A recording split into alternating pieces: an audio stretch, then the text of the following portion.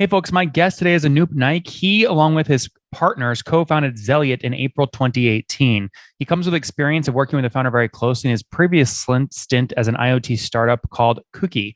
He's been fairly successful in embedding his philosophy of running a startup with a hybrid thought process, i.e., bring in revenue from customers by delivering value from day one, and also look to raise money from a good investor, but the money raised should be mainly used for bringing a new innovative product to market. Zelliot offers connected mobility platform to enterprises and OEMs. Anoop, you ready to take us to the top?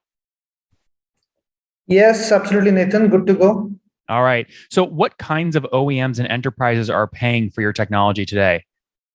So, Nathan, as you already read out, connected mobility platform is something which vehicles use, right? It could be any kind of vehicles. It could be a car or a bus or a truck or a two-wheeler, whatever it is, right? So the typical OEMs who pay for us are the ones who manufacture this. The enterprises segment falls under the people who use it for their own business. Let's say logistic companies, right? Logistics companies have the entire business model revolves around vehicles. So those are the typical enterprises who pay us for using our software. And on the OEM side, who manufacture these vehicles, let's say the likes of Royal Enfield for bikes, right? Major Indian two-wheeler, famous globally as well. Maruti Suzuki, you might have heard of it, right? So these kind of companies who, kind of typically use our connected mobility platform as part of their core offering. Got it. So vehicle manufacturers pay for your technology so they can add connected mobility to their vehicles. Yes, they can. And what do they pay you per month on average to use your technology? So that is something which differs from a customer to customer. There is no standard rates, right? It depends on the kind of model that they work with us. Typical SaaS costing is somewhere around $1 or so, but you can't, really hold on to that. $1 or so per what? Per vehicle per month? Per vehicle per month, right? Okay. But now that differs very, very significantly based on the kind of customers that we onboard and the kind of offerings that they want to offer to their customers. So Anoop, do they keep paying $1 even after they manufactured it if that car is still driving, or do they only pay $1 the month they manufacture the car? Absolutely. The subscription starts the day the vehicle goes to the customer, right? And they pay for the life of the vehicle. I see. Okay. Do they pay for the life up front or do they pay each month? They pay each month. Again, as I said, it depends. It really depends on the kind of engagement that we enter into. Typically, they pay each month as and when the vehicle is used. And how many cars today are out there on the roads using your OEM technology or your mobility technology? So see, we come from India, right? Zelliot predominantly operates in India, where connected mobility is yet to take off. So currently, roughly about 100,000 devices are using this, right? But the actual significant numbers will only rise as we go ahead. This next couple of years is very, very, very important for connected mobility. And so just to be clear, you have with Zelliot installed 100,000 vehicles on the road today. See, 100,000 vehicles are using our software. And you charge $1 per vehicle per month. So you're doing about $100,000 in revenue per month. Yes, the average revenue run rate has been close to $100,000 per month. What do you mean the average? Over what period of time? So see, this is a subscription revenue, right? So when we started the last year, we started roughly, some $60,000, $70,000 mark. And by end of the year, we were able to, close it at about a little over $100,000 a month. So just to be clear, in December of 2021, this last December, you hit about 100,000 a month in revenue. So yes, again, a small change. Indian financial year is March 2022 rather, right? So we operate from April to March. Oh, what's going on there, YouTube? Good to see you guys. Now imagine this. You love watching these interviews with SaaS founders, but imagine if we took all of the valuation data out from over 2,807 interviews I've done manually. Saves you a lot of time. Well, we've done this. We've built it into the beautiful interface inside of FounderPath. Check this out. I'll show you how you can access this in a second, but you log in, you connect your Stripe account, you see your valuation real time, you can see what it changed over the past 88 days, and even set goals for valuation this year. Now, the secret to valuation is there's many different ways to value a SaaS business. So the reason you're going to see 3 or 4 different valuations inside of your FounderPath dashboard, this is all free by the way, is because depending on who's doing the buying of your SaaS company, you're going to get a different valuation. A VC is going to pay a different valuation. Private equity firm is different. If you're going to do a minority sale, that's different. And if you sell the whole business, that's a different valuation. You can see all those when I hover over here. Right, so the teal is what a VC would pay, yellow is what private equity, and red is if you sold the whole thing outright. Now, what's cool about this is not built off random data. Again, you guys hear these interviews on YouTube. All these data are built from real-time valuation data points founders share with us on the show. So Traction, 1.2 million, seed round, 3.7 raise. They sold 22% of their business. Go in here and filter by the event. Maybe you only want to see companies that have sold the whole business. Well, here are a bunch that have been acquired, the valuation and the multiple. Maybe you're going out right now and you're raising your seed round. Well, go in here and look at all this recent seed deals that went down, what they raised, what valuation they raised at, and what percent that they sold. There's never been a larger data set of SaaS valuations than what you can get now inside of FounderPath, and we're thrilled to bring it to you. All right, we're going to go back to the YouTube video here in a second, but if you want to check this tool out, if you want to jump in and sign up, you can check it out for free to get your valuation at this link, founderpath.com/products/valuations.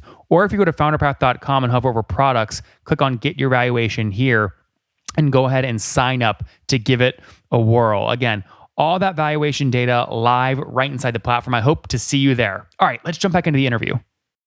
So you just hit $100,000 a month in revenue, up from $60,000 a month a year ago. Yeah, kind of, yes. Why kind of? Why not yes? So the exact figures vary, right? That's the reason kind of. Let's say it could be somewhere around 45,000, 48,000. Right, today it could be somewhere around 103, 104,000. So I'm not giving you exact figures. I'm giving you the average figures. Well, it's not an average. You're sort of giving me a range, right? So you did somewhere around $48,000 a month in revenue a year ago. Now you're over 100,000. So more than 100% year over year growth. Have you done all this bootstrapped or did you raise capital? So we very, very recently closed a seed round with Bosch in March. Till then we were bootstrapped. We have raised some debt funding of close to $150,000, right? So recently we closed kind of a seed round with Robert Bosch. How much did you raise? So around $500,000 we raised. And most folks in their seed round are selling 10 to 20% of the business. What valuation did you raise at? So we sold around 14% of the business. Okay, around 14%. So that means your valuation was around 4.5 million? 4.5 million, correct. 4.5. Okay, got it. And why did you decide to raise equity? It sounds like you already are familiar with debt. Why not keep using debt? Okay, so one of the predominant reasons, the kind of company from whom we raised the funding, right? We being mobility startup, we being autonomous vehicle related startup, Bosch plays a significant role in the roadmap of the company. So Bosch is a global player, probably the best known name in the automotive industry, right? Having them on your cap table, having them as your partners gives you much more strategic value than just money. That's the reason the valuation is a little lesser than probably what we would have anticipated, but it's a fair bargain because the kind of the thought process and the strategic value Bosch brings to the table. Mm-hmm. And when you raised the debt financing, you raised that last year? Over the period of 3 years. Okay, so when did you launch the company? What year? 2018, April, when we launched, right? We have taken small amount of debt every time whenever we needed it, right? We have a partner company called iTriangle who kind of supplies the telematics device or the IoT devices. So we raised entire debt from them. We did not go outside of them. What collateral are they lending against? The physical installation of the OEM hardware or your software revenue? No, there is no collateral. There is an interest rate that we pay them because the money has been borrowed in small instances or small, let's say, intervals every time. We have never given them any collateral against this, right? We have paid interest over what we have raised. What's the interest? Yes, so roughly around 7 to 9% interest. 7 to 9% interest rate, and I guess I find it hard to believe you didn't give any collateral because even in the United States, you couldn't get an interest rate that low without pledging collateral. If I go to a typical lender, let's say a bank or a NBFC, right? Non-banking financial corporation, I have to give them collateral. Did iTriangle take warrants? No, because this was a partner company whom we were doing business with. It's kind of a partner company wherein I buy hardware from them. I use it for my business. I pay them hardware money. Kind of, I'm giving them business along with taking money upfront for my other business, right? So yeah, there. So just to be clear, Anoop, your collateral is the invoice with iTriangle. That is maybe you can say that. Yes. Well, no, that is the collateral. They're willing to give you a 79% interest rate because you're their customer. They're just forwarding their invoice factoring effectively. And they are also our customer, right? They are also using our software for their hardware business. How many customers do you have today? Over 100 enterprise customers, small to large. Got it. And all of those are manufacturers of cars, buses, trucks? No. It is. How many are manufacturers? Manufacturers, roughly 10% of them. Okay. And so then everyone else are people like iTriangle. Enterprises. Yeah. Enterprises like, let's say, I'll give you an example of a company you might have heard. I don't know. Have you heard of Tata? Let's say Tata Communications. Tata, T-A-T-A, no. Large Indian conglomerate, right? Indian Oil Corporation, a large Indian conglomerate again. And why would the oil corporation pay you? So they have their own fleet for logistics purpose. Let's say transportation of oil, transportation of their employees and whatnot. So for those vehicles. So they use you to install on all their devices so they can track all their cars, trucks, shipments, ships, whatever. Yes. Not ships. Okay. Cars, trucks, bikes, stuff like that. So you have about 100 customers. You have about 100 customers paying on average $1,000 a month. So $100,000 in monthly recurring revenue. You've just raised additional capital. You have a little bit of debt. What's the team size look like today? How many people? So as of today, we are around 49. So we are onboarding our 50th employee, I guess, coming Monday. And how many engineers? So around 35 are engineers. Where are you guys? Are they based in Pune, Chennai, Bangalore? Bangalore, yeah. Okay. What's a junior developer charge go for these days in Bangalore? What do you have to pay them salary wise? This value is increasing too high, but if I have to give an average figure out of that, 5 lakh would be somewhere around $15,000 a year. Okay, got it. So about 20,000, yeah. Yeah, $1,200 a month, something like that. Okay, yeah, interesting. A junior engineer. So 35 engineers. Do you have any sales reps that carry a quota or no? So we have a small team of 4 people, right? 4 to 5 salespeople team. The reason we have small team because we rely on large accounts, which take, let's say, 4 or 5 months to convert. These auto OEMs or these large enterprises, they don't close in a matter of days. You have to do POCs, you have to do a lot of stuff behind the screen. So it takes roughly about 4 to 5 months to close. So we need more of engineers and program managers, product managers than sales. So sales team just opens account, transfers it to internal teams to manage and close. Understood. Right? And you mentioned large accounts. What's your largest customer paying you per month right now? Around 20 lakhs would be around $30,000, $25,000. So about 30% of your total revenue. 25%, yeah, 25%, $25,000 to $30,000, yeah. Interesting. And is that just because they're managing a lot of vehicles on your platform? So what happens is some of the customers have very, very long vision, right? So they kind of manage a huge load of vehicles, and the kind of analytics they use from our platform is also very, very high. Right, that is where they end up paying a larger sum of money. That means the per asset cost for them will be much higher than the average of $1. Mm-hmm. And that's great. I mean, obviously you need those big customers. How are you managing as you think about debt and equity? How are you managing your own equity? Do you have co-founders or are you sole founder? So I have other 2 co-founders with me who are younger to me, Sudeep and Sugam. I guess I've mentioned their names in the bio earlier as well, right? So in the bio. So, did you guys split equity 30% each at the beginning or no? Kind of we hold equal kinds of equity. I have a little more than them, but almost the same. So how much do you still own today? Around 35%? I guess I cannot give you that figure right now, Nathan, because we are under some clauses where the entire financial details cannot be given out. Well, who cares? Who cares? It's your business. You own it. What do you mean? Who would ever be able to control what you're able to say on a podcast or to any press outlet? No, it's not that simple. See, what happens is not all the financial transactions are given out to the public yet, right? So half of it is already given out, like the amount of money we have raised, the kind of percentage we have given. the cap table of all the people is not given out because Well, of of course, other that's why I have a podcast. That's why I ask questions. You think I want to have you on and ask you questions you've already answered all day long? That would be zero. That'd be zero amount of interesting. So you mentioned at the beginning you had a little more equity. So it's something like 40%, 30%, 30%, something like that. Yes, see, as I've already told you, we have given out about 14%, right? So let's say the remaining equity is divided among us, and I have 10% more than others together, put together. All right. Oh, So okay, got it. So what I'm trying to understand, Anoop, is not what not asking what your equity is today. I'm asking what your equity was when you started, right? So when you started, you're saying you had 10% more than the other two combined?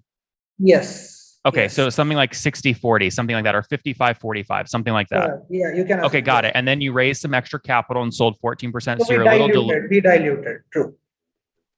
Yeah, so I was getting there. So you're a little diluted now. So you're around 50-ish% right now, 49, 50%, something like that. Lesser than that. Yeah, but you're saying it was worth the dilution because Bosch is a strategic partner that's going to help you grow faster. True. Interesting. Okay, very cool. Any plans to raise capital later this year, or you think you're good for a while? So we are planning to raise the capital as we expand. See, we have a very, very small business in Africa, right? As we expand geographies, we will need more capital to onboard more customers, right? So we are going to raise the capital by end of the year.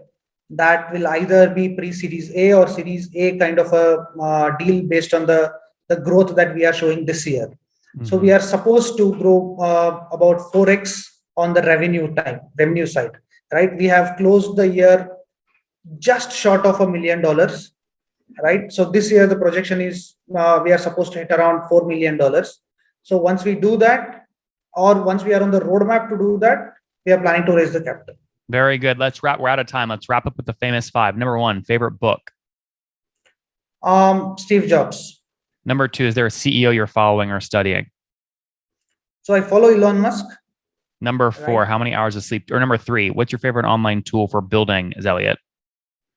Jira. Typical answer. Number four, how many hours of sleep do you get every night?